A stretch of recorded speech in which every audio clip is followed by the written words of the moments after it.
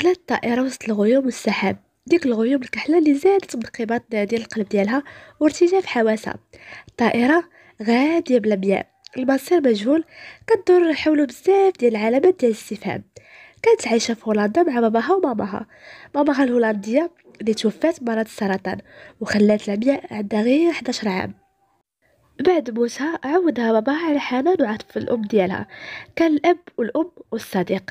كانت متعلقة به لواحد الدرجة ديال الجنون. وبعد ما داز 6 سنين ديال المرض، باباها وصاها إلا وقعت ليه شي حاجة نزل المغرب عند العمة ديالها. لمياء كانت عندها ذكريات قديمة على عمتها اللي كانت مفكر عليها أنها كانت كتبغيها وكتحن عليها فاش كانوا كينزلوا المغرب. مات باباها وبقات لمياء وحيدة الأحزان، منكسرة وضعيفة. وهنا قررت تنفذ وصية باباها وترجع لبلادها. صيفطت برقية لعمتها بموعد وصولها، خدات الأوراق ديال الدراسة ديالها وسوت كل الأوضاع المالية ديالها. سدات الفيلا ديالهم بعد ما خلت فيها كل الذكريات ديالها الجميلة والحزينة، ذكريات ديال الطفولة وذكرياتها مع باباها وماماها، وحتى الذكريات ديال وفاتهم. نزلوا دموع حارقة على خدها الوردي. كانت لابسة كل شي كحل، اللون كيعبر على إحساسها الدفين. خدات الطائرة وها هي المضيفة كتعلن وصول الرحلة لأرض الوطن. نزلت في المطار، كانت حاسة بالغربة وهي في البلاد ديالها. كتلفت اليمين واليسار، كانت حاسة أن كل شي حاضها. حست بالخوف والانكسار، خافت لا تكون عمتها تخلت عليها او ما بغاتهاش. حست بالدنيا بدات كتكحل ورجليها كيفشلوا. ايوا بان لها واحد الخيال بعيد هز لافته مكتوب فيها اسمها. مشات كتجري بحال شي غريق ولقى الملقط ديالو. قربات منه. انا لمياء الشاب. على سلامة تفضلي. بعد ما كملت الاجراءات خدات لي فاليز ديالها وخرجوا من المطار. لقات واحد السياره فاخره كحله كتسناهم. هز الشيفون الحوايج، دارهم في الكوفر ومشاو. الطريق كامله والشاب ساكت، ما نطق بحتى كلمه. بقات لمياء كتسائل مع راسها شكون هاد الشاب وشنو علاقته بعمتها. كان وسيم لاقصى درجه، طويل بزاف وعريض العضلات، الشعر كحل وكثيف والعينين كحلين، واللحيه بحال مرسومه وانيق بزاف، وعطرو كيدوخ واخا فعمرو شي 36 او 37. حست به انتبه النظرات دها وهي تزن ودورات وجهها. وصل بهم الشيفون لواحد الفيلا كبيرة باين عليها الفخامة والعظمة. نزلت هي وياه ودخلوا لقاو في باب الفيلا واحد السيدة مسنة كتبتسم ليهم ابتسامة حنونة. غير وصلوا عندها عنقت لمياء وبقات غير كتبكي. حتى لمياء ما عرفتش وقتت ولا كيفاش نهارت في الحضن ديال عمتها وهي كتبكي على باباها اللي خلاها في الوقت اللي محتاجه ليه، وعمتها كتبكي على خوها اللي فرقاتهم الدنيا والوقت ومازال ما شبعت منه. قاطعهم صوت الشاب: بارك عليك راك عيانة. وحتى لمياء راها مرهقة مع السفر. مسحت لها عمتها دموعها وبقات غير كتبوس فيها. عمتها: حبيبة هذا ولدي ريان، عمرك ما شفتيه ياك؟ حتى مات بابا عاد دخل المغرب ما بغاش يخليني بوحدي. لمياء شافت فيه وهي تبتسم، رد ليها الابتسامة بسرعة وقال لهم: يلا انا غنمشي الخدمة، نتشافوا في العشاء. خرج وخلاهم. لمياء بدات كتحس شوية ديال الأمان وهي بين عائلتها. طلعتها عواطف لبيتها، كانت مجهزة لها غرفة بحال ديال الأميرات. أي حاجة ممكن تحتاجها، أي حاجة وفرتها ليها. لمياء كانت عيانة ما قادرش تاكل وفضلت تنعس وترتاح واحد شوية. خلاتها عمتها ونزلت وبقات حبيسة ديال الأفكار ديالها وهي في حياة جديدة ودار جديدة وعائلة جديدة. وطرحت بزاف ديال التساؤلات وبلا إجابة. نعسات لمدة طويلة حتى فيقاتها عمتها: حبيبة ولدي تاكلي واحد شوية، راه ما كليتي والو، راه ريان جا كيتسنى العشاء. ما عرفتش علاش فاش سمعت ريان بدا قلبها كيضرب. لمياء: واخا عمتي انا دابا نازله. عواطف باسه: يخلي لي هاد عمتي اللي كنحماق عليها. دخلت الحمام، غسلات ولبسات كسوه في الكحل، هزات شعرها الفوق. نسيت ما قلتش لكم، لمياء كان في عمرها 19 عام. كانت آية في الجمال. خدت ملامح أمها وشخصية باباها، شعر ذهبي وعينين زرقين وبشرة صافية وجذابة. كانت رقيقة وحساسة وقلبها كله طيبة. نزلات لقاتهم كيتسناوها، جلست في كرسي جنب عمتها وبداو كياكلوا. ريان: لمياء قفزت وحست بسميتها شحال زوينة من نطقها. لمياء: نعم ريان: ارتاحيتي واحد شوية؟ حست بالعطف والحنان ديالو اللي سرعان ما تبدل وقال لها: اليوم راك عيانة، أما من بعد العشاء بعد سعود هذا هو النظام اللي ماشيين عليه في الدار. لمياء وحلت ليها الماكلة، كانت عنيدة وما ردتش عليه، واخا هكاك تبالكات راسها وحضرت راسها وما جاوباتوش. عواطف: ريان غير بشوية عليها، راه بحال وصلت اليوم، مع المدة غتعرف النظام ديالنا وحياتنا. ودارت عند لمياء: ما ديش عليه بنتي، راه هو هدرتو اسلوبو ديال هكا، ما يمكنش يتبدل. وضحكات. لمياء ضحكات غير بزز. لا هاني يا خالتي ماشي مشكل. كملوا عشاهم، هو دخل المكتب ديالو في الفيلا وهي جلسات كتهضر مع عمتها اللي بقات كتعاود ليها على باباها فاش كان صغير، وعلى الطموح ديالو واحلامه، على مغامراته، وجبدت ليها الصور ديالو القدام عن قاسم. وهي كتحس احساس غريب، كتحس انها بحال الى قريبه لباباها وفي حضنه. وعمتها بقات غير كتبكي فاش شافت تصاور، حتى عيات وطلعت لبيتها ترتاح. ما بغاش يجيها النعاس حيت كانت عاد فاقت. خدات البيسي ديالها، فتحت الفيسبوك وبدات كتحكي مع اصدقاء ديالها في هولندا. كان من ضمنهم عادل المغربي اللي عايش تما، اللي كانت كتعتبره اخ ليها، اما هو فكان شعوره مختلف. كان كيبغيها لكنها ديما مخليه بيناتهم واحد المسافه، وكتحسوا انه بالنسبه ليها اخ وصديق. فقط عادل بقى كيعاود ليها على هولندا وكيفاش ولات كحله في عينيه بلا بها. بدات كتحس بالملل وسدات البيسي وخرجت للبالكون. بان ليها ريان في الجردة لابس كيطمة ديال النعاس كحلة، شحال زوين، لكنه غامض، مرة كتحس بيه حنين، مرة قاسي. هز راسو عندها، ابتسمت ليه ورد ليها الابتسامة خفيفة ودخل. ما حملتش راسها وقررت باش تفاداه. ايوا دخلت لبيتها ونعسات. في الليل حلمت باباها، حلمت بيه واخدينو منها وبقات كتغوت: بابا بابا لا ما تخلينيش يا بابا. ما حساتش براسها حتى سمعت شي حد كيفيقها: بسم الله عليك راه غير كتحلمي. حلت عينيها، لقات ريان بجنبها وفي عينيه خوف عليها: مالكي شنو واقع؟ بقات كترعد: بابا بابا. عطاها تشرب وبقى كيهدن فيها حتى رجعت نعسات. حسات بيه بحال لباسها في جبهتها، لكن ما كانتش متاكده حيت كانت بحال الهلوسه. فقت صباح دوشات، لبسات ونزلت تفطر. لقات عمتها وريان كيعاينوها الفطور. لمياء: صباح الخير. عمتها وريان في دقه واحده: صباح النور. ريان بلا ما يشوف فيها: ارتاحيتي شويه؟ لمياء: الحمد لله. كمل فطورو بالزربه وخرج للخدمه. بقات لمياء مع عمتها. عواطف اللي طلبت منها طلعت لبس باش يخرجوا تعرفها شويه على المدينه. فرحات لمياء حيت منين جات ما خرجات، واخا كانت حاسه بعمتها عيانه وغير باغا ترضيها. كانت مريضه واحد شويه مسكينه وكانت تاخد بزاف ديال الادويه. لبسات كسوه قصيره وطلقات شعرها للريح. حزنها على باباها مخليها ما كتحطش الماكياج، لكن واخا هكاك كانت آية من الجمال. اللي شافها كيتفسد بها. مشى بيهم الشيفور لكل بلاصة زوينة في المدينة.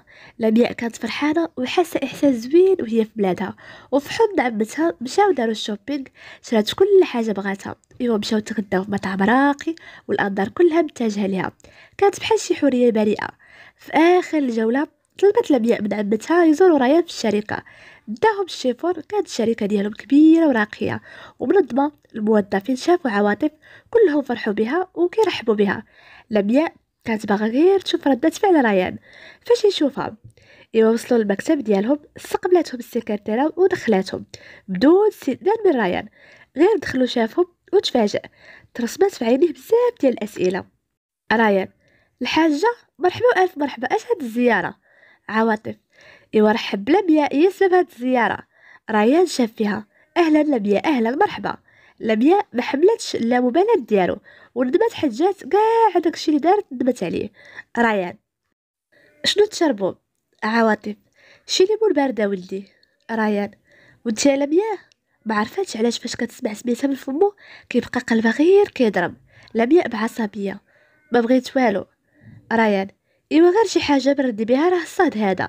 عواطف: جيب لبنتي شي كلاص تبرد بيه. لمياء جلست حدا عمتها وهي كتصور عمر شي حد تعامل معاه هكا، هذا شنو كيحسب ليه راسو. جابت ليهم السكرتيره العصير والكلاص وهي بقات كتاكل بحال شي بنيته صغيره، وهو بقى غير كيشوف فيها وكيضحك. لمياء: بالك كضحك عمرك شي واحد كياكل كلاص؟ عيان: لا راه شفت، ولكن عمري شفت شي واحد عنده 19 عام كياكل بحال اللي عنده 5 سنين وكاع عمر حالته. وبقى غير كيضحك عليها.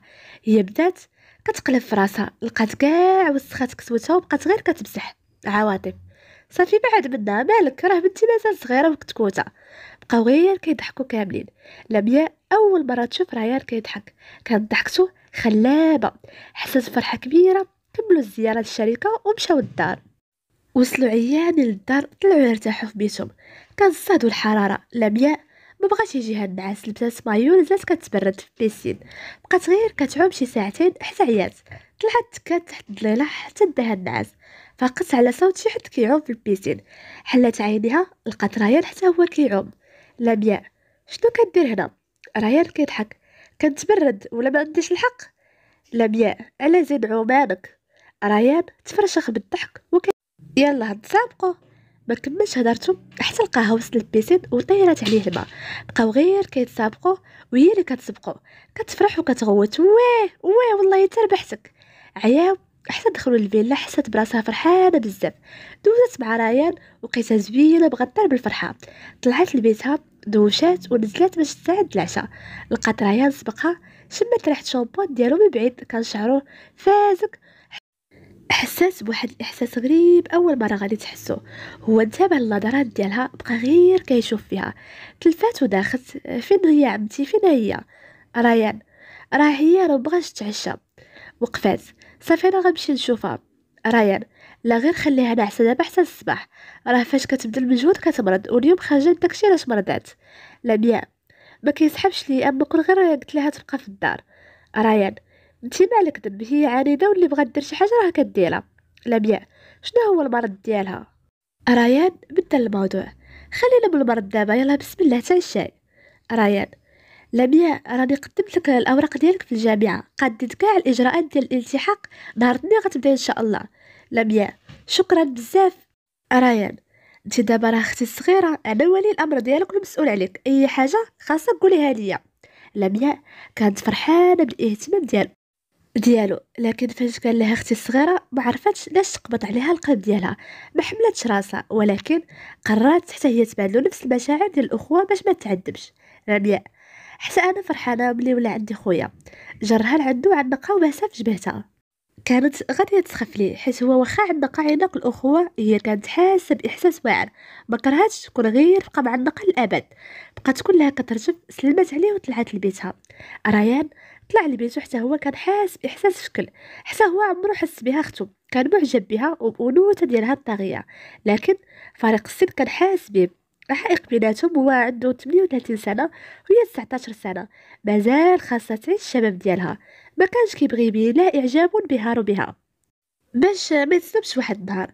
وحتى فاش عنقها ماشي عنق الاخوه، احساسه في ديك اللحظه هو اللي خلاه يجرى عنده بلا ما يشعر. لكنها من هربات منه حس بالذنب اللي دار. ما كانش عليه يتسرع ويتهور وينجرف بديك الطريقه. ما حملش راسو، قرر يبقى خوها ويقتل داك الاحساس ويعيش حياته. هي كانت في بيتها كتخبط الافكار في راسها. ما بغاش يجيها النعاس. اش هاد الاحساس اللي عمرها حساته؟ احساس زوين ورائع. ولكن ديك خوها ما عجبها حال. قررت تقرب منه وتبادلو احساسه من ناحيتها. نعسات وابتسامه مرسومه على وجهها. فاقت الصباح ناشطه وفرحانه. غسلات وهبطت باش تفطر معاهم ونيت تشوف ريان. لقات غير عمتها باين عليها العيا باسه وعنقاتها. صباح الخير عمتي، كيف بقيتي شويه؟ عواطف لاباس حبيبه، ملي كنشوف هاد الوجه كنولي لاباس. لمياء لهلا خدتك عليا، فين هو ريان؟ ياك مازال ناعس. عواطف لا بنتي مشى بكري عنده شي خدمه. دبال الضحكه من وجهها. عطاتها عمتها واحد البواطه. هذا حبيبه بورطابل خلاه لك ريان، راه سجل عليه نمرتو، قالك الا احتاجيتي اي حاجه. خدات البواطه وغاديه طير بالفرحه. طلعت لبيتها كتجري، جبدات البورطابل، لقات رقمو اتصلت بيه. ريان بالصحه والراحه لالا. لمياء يعطيك الصحه، ميرسي بزاف. ريان العفو لالا، اللي بغيتيها راه انا موجود. لمياء راه انت خويا الكبير، قالتها بسخريه. ايوا اختك الصغيره غاديه تموت بالقطه، راه بغاتك تخرجها شويه وبقات كدلع عليه. ريان واخا لالا، نكمل خدمتي وندوز من وراك. لمياء طارت بالفرحه وبدات كتنقز. يلا باي، وقطعات وهي كتسمع الضحكه ديالو. لبسات كسوه في الكحل طويله وغير سميطات، طلقات شعرها الذهبي وهبطت لتحت كتسنى ريان. شافت عمتها جات باسها وعنقاتها. عمتي ريان راه غادي يجي يخرجني. عمتها فرحانة بها وفرحتها، كتمنى من كل قلبها يجمعها الله هي وريان تحت سقف واحد. لمياء جالسة على أحر من الجبر ديالها، كل شوية كتصوت وكتنقر: هاد ريان ما عنده لا مواعيد لا كلمة. اوف. عمتها كتضحك غير سمعت الكلاكسون، طارت كتجري وكتبوس عمتها من بعيد. خرجت كتجري لقاتو كيتسناها، كان لابس الكحل وجا معاه، كيبان بحال الممثلين ديال هوليوود. بقات غير كتشوف فيه وحتى هو عجباتو. جات معاها الكسوة ومعها هي طويلة وفورمة واعرة تلف، أو بالأحرى تلفو بجوج. داخو بقاو غير كيتلفو في الهضرة: ريان، فين لالا المقناطة؟ فين باغا تمشي؟ لمياء: فين ما عجبك، أنا غير سائحة. ريان حتى هو كيضحك، واخا السائحة الهولندية. تفكرات هولندا، تردت ليها الضحكة، وتفكرات ماماها وباباها وطفولتها والشباب ديالها، نزلوا دموعها بحال الشلال. ريان ندم حتى فكرها في هولندا بلا ما يشعر، قرب ليها لعندو، عنقها وكيدوز على شعرها: دابا انا بغيت نتفوج عليك، صدقت نبكيك، سمحي لي صافي. وضحكي صافي، يلا ضحكي يلا ضحكي باش نشيلك لا كلاص وتعمري حالتك. انفجروا بزوج بالضحك، مسح ليها دموعها ومشى وما خلى بها حتى بلاصه في المدينه. مشاو تغداو في واحد المطعم كيطلع على البحر، كانوا فرحانين بزوج. ريان كان حس بحال شي مراهق خارج مع حبيب ديالو، حياته كامله داز بارده، غير القرايه. حتى فاش مشى لامريكا كان همو في قرايته وخدمته، وفاش ما تباه هز المسؤوليه هو صغير، هز مسؤوليه الشركه وديال الام ديالو. وكانت حياته العاطفية ناشفة وباردة، كانت بزاف ديال المعجبات كيبغيو يتقربوا منه لكنه ديما متجاهلهم. هذا الإحساس مع لمياء جبد ليه كاع الحرمان، كاع الحرمان العاطفي اللي كان عنده. كان كيتمنى يخطفها وياخدها، لكنه ما بغيش يفرض عليها راسو، وهي اللي عاشت في أوروبا ومتشبعة بالتقاليد ديالها والعادات ديالها. بقاو العشية كاملة كيدوروا، تليفونو ما سكتش، ما كان كيرد على حتى شي واحد، وهي كانت كتمنى يبقى معاها العمر كامل، ولكنها كانت كتعذب. هي حاسه بيه كيعتبرها اختو الصغيره، من الفوق هي عندها 19 عام و4 شهور. مشاو للملاهي، لعبوا بزوج، وفين كانت اللعبه كتعلى بهم كتخاف وكتجي لعندو تعمقو. هي كانت كتعمد تقرب ليه، ربما تحرك فيه شي حاجه، شي احساس اخر من غير الاخوه. وصل الليل وطلباتو باش يتعشاو على برا، اتصلوا يطمئنوا على عمتها اللي خبراتهم انها بخير وغاديه تنعس، غير ياخدوا راحتهم. هي كانت باغا غير تخلق الفرص باش يتقربوا من بعضياتهم. مشاو لواحد المطعم في واحد الاوتيل، كانت الاجواء ساحره ورومانسيه، والطبالي عامرين بالشموع. لمياء: هذا احسن نهار دوزتو في حياتي، صافي غتبقى ديما تخرجني. ريان بصرامه: لمياء، راه بعد غدا قرايتك وحتى انا عندي خدمتي، راه ما كاينش غير الخروج. طفى ليها الفرحه بهاد الهضره وحضرت راسها، سكتات وحس بها تقلقات وصافي. مره غنخرجك صافي، ولكن تكوني انتي الاولى في قرايتك. وبدات كضحك. ريان: دايره كيف البنيوته الصغيره. لمياء بعصبيه: انا راه بنت كبيره، راه 20 عام قررت نكملها. ريان كيضحك: بلا ما تقلقي لالا، بنت كبيره ولا لا البنات غير بقاي على خاطرك. لمياء: ايوا هكاك. دوبو داو العشاء وبداو كيتعشاو شويه، وقفات عليهم واحد خيتي زوينه ومكتله الماكياج. البنت: اهلا سي ريان، عاش من شافك. ريان هز فيها عينيه: اهلا اهلا منى، وسلم عليها من الوجه. منى: اش خبارك، توحشتك، ايوا غير طلعينا زعما، حنا راه حباب. وكتشوف لمياء، لمياء كتطلع فيها وكتهبط وكتخزن. ريان: راه غير خدمه، راكي عارفه وراكي مجربه. منى: وي عندك الحق، تنا مشيت من السبيد. شوف واحد الصفقه راني باغاك بخصوصها، صافي. ريان: اوكي ان شاء الله. دار عند لمياء. لمياء: هادي منى بنت عمي. منى: هادي لمياء بنت خالي. وابتسموا لبعضهم ابتسامة ديال النفاق، ولمياء ما حاملهاش. ريان لمنى: تفضلي جلسي معانا. منى: لا شكرا، معايا شي ناس، يلا دابا ندوز عندك بخصوص الصفقة. ريان: ان شاء الله. بقى ريان كيشوف لمياء اللي كتغلي، وجهها ولا احمر. كملي عشان. لمياء: شبعت. وهي كتصوت. بدات الموسيقى. ريان: لمياء تضحي. عطاتو ايديها وبداو كيشطحوا على انغام الموسيقى الرومانسيه. نسات منى ونسات العالم كامل وهي في حضن ديالو، حتى هو نسى كلشي، عنقها وتساجم. منى غتاكل بعينيها وكتسائل شكون هاد المخلوقه اللي جات وتبغي دير ليا ريان اللي حياتها كامله كتبغيه وكتمناه، ورفضت الالاف على ودو. لمياء حلت عينيها لقاتها كتشوف فيهم، ضحكت ليها الضحكة الصفراء وزادت عنقت ريان وانسجمت معاه، ومنى كتغلي من الداخل. كملوا السهرة ومشاو للدار، كل واحد طلع لبيتو وكل واحد كيفكر في الآخر ديال هاد الليلة اللي كانت بحال الأحلام. فاق الصباح وهي غادية للدار بالفرحة، هذا آخر نهار في الراحة والسياحة، غدا إن شاء الله غتبدا الدراسة. قررت باش تطلب من ريان يديها تشري شي حوايج والسكن وكاع اللي غادي تحتاج ليه في الدراسة ديالها. هبطات لقاتهم في الطبلة ديال الفطور، سلمات عليهم وجلسات. ريان تفكر الليلة ديال البارح وندم على كل لحظة كيتقرب منها وكيزيد تعذب. داكشي علاش كان ساكت ومغوبش. هي استغربت منه كل مرة في شكل. طلبت منه لمياء يديها باش تشري كاع المستلزمات، لكن اعتذر منها بأنه عنده اجتماع مهم وغادي يكون مشغول نهار كامل. طلب منها دير شيفون معها، لكن عمتها قالت ليها غادي تمشي معها. خرج ريان وخلاها في دوامة ديال الحيرة والاستغراب. هذا مالو؟ غير البارح كنت حاسة بأسعد إنسان في العالم ودابا تبدل. تفكرات منى يمكن هذا هو السبب، حيت قالت لي غادي ندوز لعندو.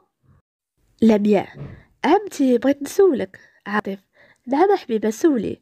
لمياء: البارح تلاقينا مع واحد البنت، منى بنت عم ريان، فاش كتخدم وفين كتسكن؟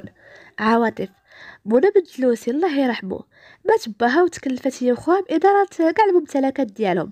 خوها كان مدمن بزاف على المخدرات، داكشي اللي خلاه يتخربق في العقل ديالو، ودابا راه في مصحة الطب النفسي. ومنى هي اللي وقفت الشركة، ومؤخرا ماتت ماماها وبقات بوحدها. الفيلا ديالهم حدانا، لكن هي ديما مسافره للخارج بحكم الخدمه ديالها. لمياء: عمتي واش بينها وبين ريان شي حاجه؟ عواطف كتضحك: ايوا هي من صغرها عينيها فيه، لكن هو كيعتبرها بحال ختو. لمياء: بحالي. عواطف ضحكات: اجي عنقيني يا الحميميقه ديالي، والله تنخرج نشيلك اللي خاصك. طلعت لبيتها، مثلت عليها، هزات بورطابل لقات ريان مصوني ليها. بغات تعاود تعيط ليه وتفكرات المعامله ديالو ليها، وهي تحت البورطابل وخرجت وخلاتو. داهم الشيفور، بدات كتشري الحوايج والسكان. الصبابط كانت باغا تكون احلى واشيك وحده في العينين ديال ريان. دازت حدا واحد المحل ديال الماكياج، تفكرت منى وشحال حاطه في وجهها. دخلات شرات كل الانواع والاشكال. عمتها غير مراقبها وكتضحك، كانت فرحانه بها بحال راها بنتها اللي ما ولاتهاش. قررت عواطف باش يمشيو عند ريان المكتب، وهما كان هو تقرب بينه وبين لمياء. ريان في المكتب ديالو مهموم، كان حس بالخنقه ومعصب، ما عرفش علاش عامل معاه هكا. حس بقلبو كيضرب بزاف وقرر يصالحها ويطلب منها باش يخرجوا يشري لها اللي بغات. هز البورطابل كيصوني ليها وهي ما كتجاوبش. صونا بزاف ديال المرات وقرر باش ما يعاودش يصوني، وهي اللي كانت مهتمه راه غادي تعاود تصوني، اما هي العكس، خاصو يحيدها من البال ديالو وتبقى اختو واخا صعيب على قلبه. هو في هاد الحيره دق الباب. دخلت السكرتيره خبراتو ان الانسه منى بغات تشوفو. دخلت منى كيف العاده، سلمت عليه بالوجه وجلسات. منى: توحش كنخايب الا ما سولتش ما تسولش. ريان: راكي عارفه الخدمه ومسؤوليه والوالده ودابا راه حتى لمياء. منى: ايوا انت مالك على هادشي كامل؟ علاه ما عندها فين تمشي؟ ياك خلى ليها باها الفلوس بزاف كيف ما سمعت انا. ايوا تهنيك وتقد براسها. ريان: على كاين اللي كيتخلى على جزء منه، هذيك راه بنت خالي دمي ولا حبيب، اون بليس الوالده هي عينيها وهي اللي رجعت ليها الصحه ديالها والنشاط ديالها. منى تبدل فيها اللون وبدات كتمثل الحزن. سعداتها لقات الحباب بعدا اللي يواسيوها، لقات في جنبها انا مات بابا، لقيت غير الوحده والالام والمسؤوليه، وبدا الدموع ديال التماسيح كينزلوا. قرب عندها بدا كيمسح دموعها. انت راه على الاقل فاش مات عمي لقيتي ماماك ونوفل، خوك هي راه ما عندها حد. منى: فين ماما دابا؟ فين نوفل؟ وعنقاتو كتبكي. وفي هاد اللحظه دخلات عواطف ولمياء اللي صدمت صدمه كبيره. لمياء صدمت وهي كتشوف منى في حضن ريان. عواطف حتى هي ما فهمت والو. منى بقات كتمسح في دموعها. ريان هو كيشوف لمياء. منى: مسكينه راه تفكرت باباها وماماها الله يرحمهم في النفس ديالها، تبعهم ان شاء الله. عواطف: ايوا بنتي الصبر، راه كلنا فقدنا ناس عزاز علينا. ريان عينيه غير لمياء اللي حسات بالشوفات ديالو وتجاهلتهم. ريان: لمياء صونت لك ما كتجاوبيش. لمياء بغضب: خرجت وخليتو، على شنو بغيتي؟ ريان ما حملش راسو: لا والو، غير بغيت نقول لك بلا ما تخلي الوالده تخرج راها مريضه، سيري مع الشيفور شري لك اللي خاصك. عواطف: شكون قال لك عيانه؟ انا نمشي مع بنتي فين بغات وعنقاتها. لمياء كانت غتموت بالحزن. عمتي صافي نمشي وجينا عند رايان في وقت ماشي مناسب. منى بقات كطلع في المياه وكتهبط. شافت فرايان. يلا غنخليك نكملو هضرتنا من بعد، بسلامة خالتي. وخرجات عواطف. عواطف حست بالجو مكهرب بيناتهم وبغات تلطف الاجواء. ولدي، ما كرهناكش دينا المنتجع السياحي الجديد، بغينا نفوجو واحد شويه. ريان، واخا الميمة هي الاولى. وشاف لمياء اللي منفخه وكاع ما كتشوف فيه. مشاو بالسياره ديال ريان. عواطف اللور ولمياء احدام طريق كامله وهي منخله، كتشوف غير في الزاج. هي كانت كتموت بالغيره فاش شافته معلق منى، ما عرفتش علاش قلبها تقبض، ولات كتحس بيه من الكاو ديالها. ولكن هو ما كانش معتبرها ولا حاس بها كيف ما قال اختو. ولكن راه كان كيتعذب من لا مبالاة ديالها. كيفاش هو كيحاول يتقرب منها وهي كتبعد، كان متأكد بأنها عمرها تفكر به كحبيب. وصلوا للمنتجع السياحي، كان زوين ورائع وعامر بالسياح. جلسوا يشربوا شي حاجة. شوية طلبات عواطف من ريان يسالي لمياء، وهي تجلس ترتاح وتسناهم. مشاو هما ساكتين شوية ويتهضر لمياء بلا ما تشعر. شنو بينك وبينها؟ ريان متفاجئ. شكون؟ لمياء. منى. ريان بسخرية. إيوا راه بنت عمي. لمياء. من غير. ريان. والو، علاش؟ شنو اللي خلاك تحسي انني بيني وبينها شي حاجه؟ لمياء. غير لقيناكم عارقين. ريان كيضحك. لا، غير كانت كتبكي واسيتها. لمياء. مسكينه. ريان. مالكي كتغير عليا؟ هو كيضحك. لمياء. ايوا صافي، بقيتي لي غير انت. انا غير سولت وصافي، وزيدون الله يعاونك انت وياها. ريان. لمياء، ما فهمتكش. لمياء كانت كتشوف في الجهه الاخرى، حلات فمها وهي مصدومه. ما يمكنش، عادل اش كيدير هنا؟ مشات كتجري عنده وخلات ريان ما فهم والو. عادل، عادل. دار عندها واحد الشاب في العشرينات، وسيم وملامح شقين. غير شافها تصدم وبداو كيهضروا بالهولنديه. كان باغي يطير بالفرحه من شافها. ريان واقف من بعيد وكيشوف داك المنظر وهو ما فاهم حتى شي حاجه. قربت عنده هي وعادل. لمياء. ريان، هذا الصديق ديالي عادل من هولندا، كان جارنا وصديق الدراسه وكان عزيز على بابا بزاف. وهي كتضحك وفرحانه. دارت عند عادل. عادل، هذا ريان ولد عمتي، هو دابا خويا وبابا ولي الامر ديالي. كانت متعمده تقول هاد الهضره. تبادلوا السلام والتعارف بيناتهم، وعرضوا عليه يمشي يشرب شي حاجه معاهم. مشاو عند عمتها لمياء. عادل، ها هي عمتي الحبيبه وباسها. عمتي، هذا راه عادل الصديق ديالي من هولندا. عواطف. مرحبا بك ولدي، ضروري تتغدى ايوا ولا تجي تتعشى معانا. عادل. ان شاء الله يا خالتي، انا اصلا كنت غادي نجي عندكم نشوف لمياء، لكن صدفه لعبت دور كبير اليوم. ريان كيتعذب من الداخل وكيشوف لمياء فرحانه وضاحكه. وصدفه زعما او ميعاد؟ واش كتبغيه؟ شنو العلاقه اللي بينه وبينها؟ وكان كيتكوى بنفس النهار اللي تكوات بها هي فاش شافتو مع منى. توادعوا مع عادل وعرضوا عليه السبت الغدا فاش ما تكونش لمياء قاريه. تبادلوا ارقام الهاتف ومشاو للدار. لمياء فرحانه وكتشطح وتغني. ريان. شفتك ناشطه ماشي بحال الصباح مغوبشه. لمياء. عرفتي على احساس تلقى اصدقاء الطفوله ديالك في الوقيته اللي تكون محتاج ليهم؟ احساس واعر. ريان. مالكي، شنو ناقصك باش تحتاج لشي حد؟ لمياء. ايوا انت خويا، والخوت ما كنقولوش ليهم كلشي، ماشي بحال الاصدقاء، كنخويو قلبنا وكنفشوا اسرارنا. ريان حس بغصه في قلبه. عندك الصح. يلا بسلامه عليكم، انا خارج مع صحابي. عمتها مشات ترتاح وهي طلعت لبيتها. لقات عادل مصوني ليها، عاودت صونت ليه وبقاو كيهضروا مده طويله. عرفت انه جاي شهر كونجي وقال ليها باللي بغاها في واحد الموضوع. اتفقوا يتلاقاو في الجامعه ويهضروا. تكات وهي كتفكر في ريان فين غادي يكون وفي الموضوع اللي بغاها فيه عادل. ريان كان جالس جنب البحر. ما عرفش علاش لمياء سيطرت ليه على المشاعر ديالو والحواس ديالو. كيفاش ولا كيتنفس بها؟ ما عرفش هاد عادل منين خرج ليه. واش لمياء كتبغيه؟ علاش كانت فرحانه ملي كانت معاه؟ فكر يصارحها بالحب ديالو وديك الساعه يخلي لها الاختيار، ولكن الا رفضاته كيفاش غادي يكون التعامل بيناتهم؟ قرر يبقى ساكت ويخلي الايام تحكم. مشى للدار، لقى كل شي نعس ودخل لبيتو ونعس. فاقت لمياء بكري، كانت ناشطة حيت هذا أول نهار ليها في القراية. لبست سروال وفيست كلاس وطلقت شعرها وهزت الشنطة ديالها. نزلات لقات ريان كيفطر. سولات على عمتها، قال لها مازال ناعسة. ريان. واش دا؟ يلاه نوصلك. لمياء. يلاه ركبات في الجنب ديالو ماشي وكيوصيها باش ديها في قرايتها وتجيب اعلى النقط. قال لها بانه ما غاديش يتساهل معاها الا ما جابتش مزيان.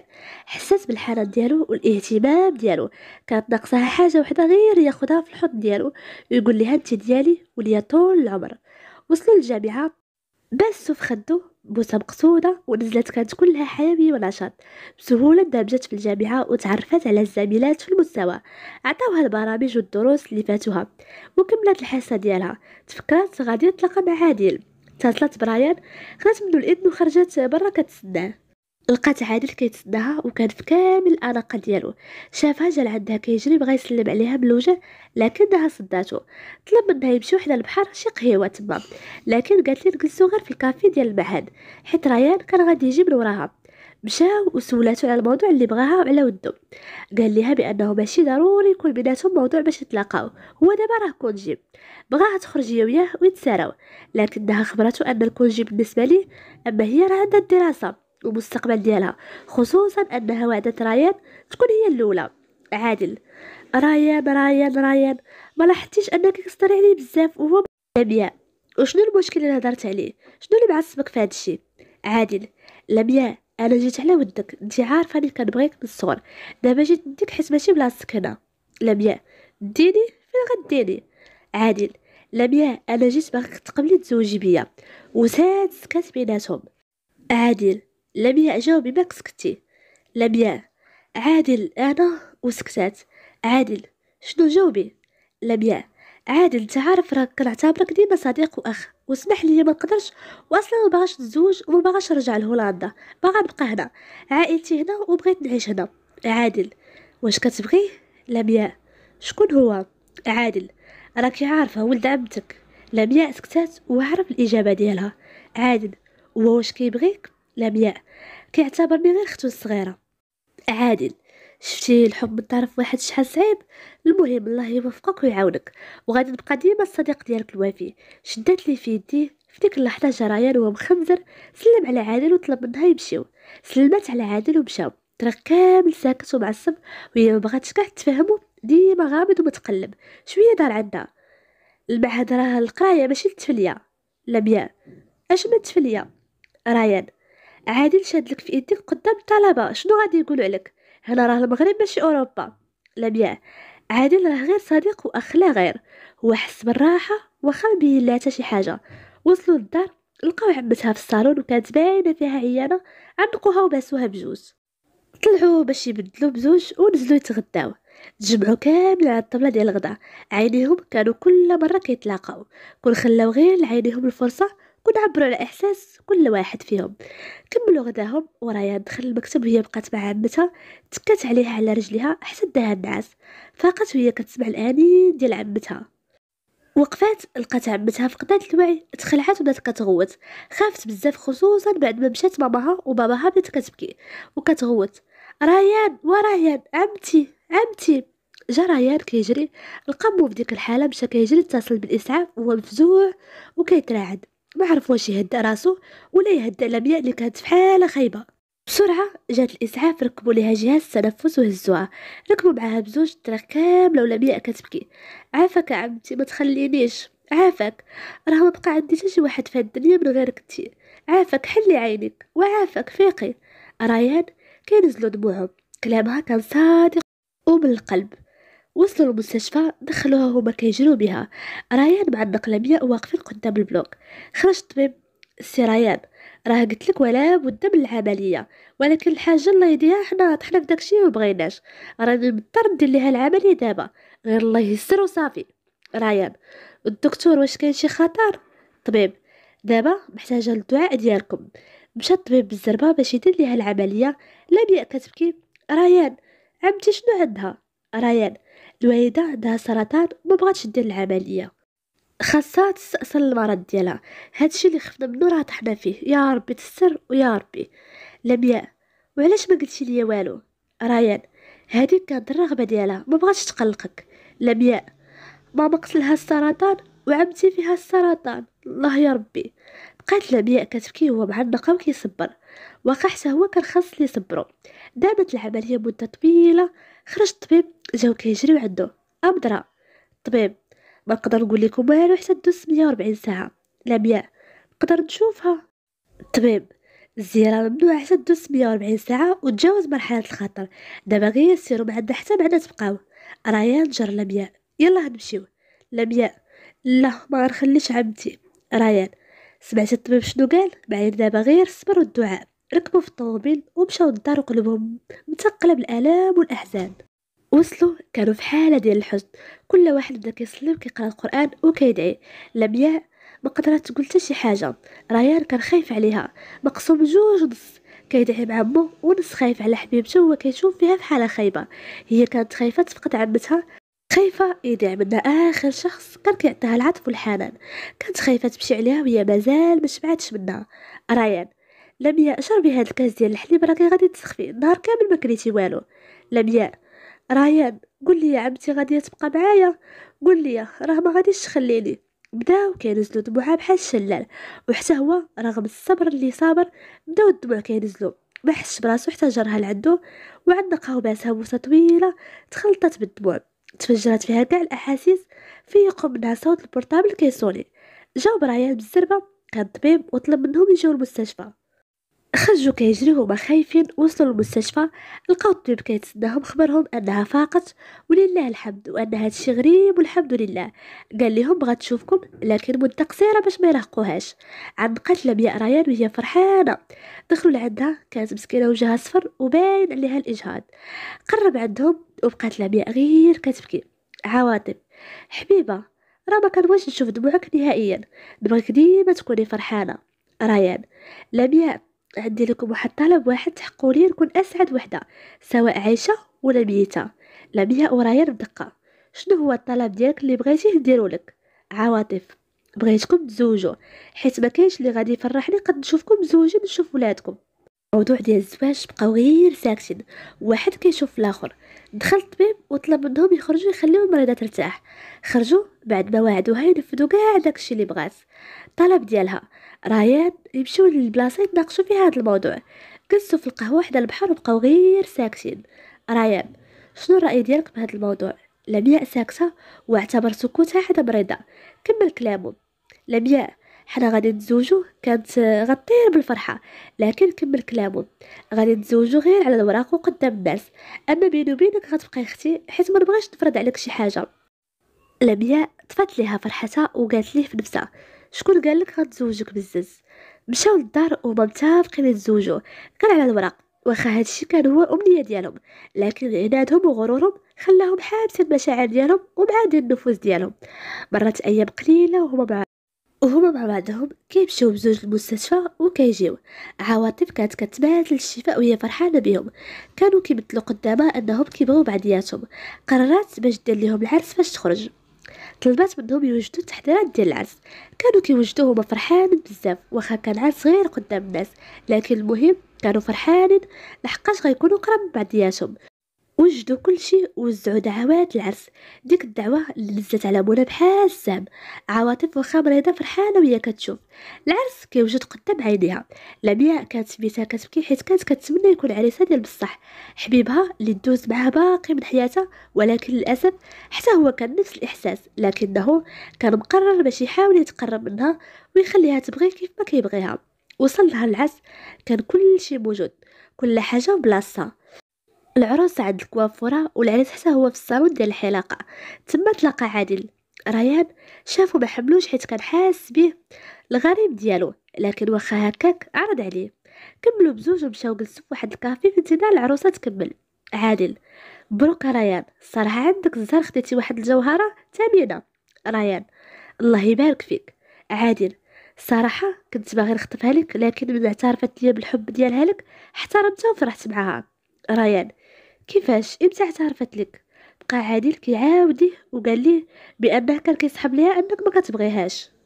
ريان تلونا الدنيا في عينيه. حبيبتي كتبغيني وانا كنتعذب. بغا يطير بالفرحه ومشى يستقبل العروس اللي كملات. لمياء سبحان من خلقها كانت تحسن من الشمس والقمر، كانت جوهره كتلمع كل شيء، كتفتم داك الجمال الاخد. كانت من كل قلبها باش تكون بصح هذه تعرسها. وصل ريان اللي كان حتى هو كيتفنن، شافها تبض وحل فمو وقرب عندها باسه في جبهتها. حبيبتي جيتي كتحمقي، أنا أسعد إنسان. هاد النهار كلامو دوبها، لكن كانت متأكدة أنه كان كيقولو غير قدام الناس. دخلوا للحفلة وكلشي بدا كيصلي على النبي. عواطف فرحانة، كانوا أجمل عرسان. ريان شاد ليها في يديها، ما بغاش يطلقها وكيشوف ليها في عينيها. نوضوهم كيرقصوا على أنغام الموسيقى. خداها في الحضن ديالو عنقها، بداو كيشطحوا كلشي حاضيهم. هي نسات العالم وعاش معاه اللحظة، واخا كانت عارفة غير كيمثل قدام الناس. وصل العدول، الناس عطاهم يتعشاو وما دخلوا المكتب كيديروا العقد. قبل ما يدخلوا المكتب جرها من ايديها وخرجوا للجردة، وقفها حدا واحد الشجرة. ريان: لمياء حبيبة. لمياء بحال المصدومة: حنا دابا غير بزوج، علاش هاديك حبيبة؟ ريان: حيت انتي قدام الناس ولا بيني وبينك حبيبتي. لمياء مصدومة ما فاهمة حتى شي حاجة. ريان: لمياء تزوجي بيا، ولكن هاد المرة ماشي قدام الناس، تزوجي بيا طول العمر. عرفتي علاش؟ حيت كنبغيك وكنموت عليك وما نقدرش نعيش دقيقة بلا بيك. لمياء قلبها كيضرب بجد. ريان حط يدو على قلبها. شنو كيقول؟ لمياء: كنبغيك. عنقها وباسها بوسة طويلة. هاد المرة كانت قوية وتجمعوا فيها كاع الأحاسيس. داز العرس جميل وأسطوري. العرسان كانوا أسعد عرسان دوزوا العرس في الفيلا، حيت ما بغاوش يخليو عواطف، ودابا راهم أسعد زوج. وهذه هي النهاية ديال قصتنا اليوم.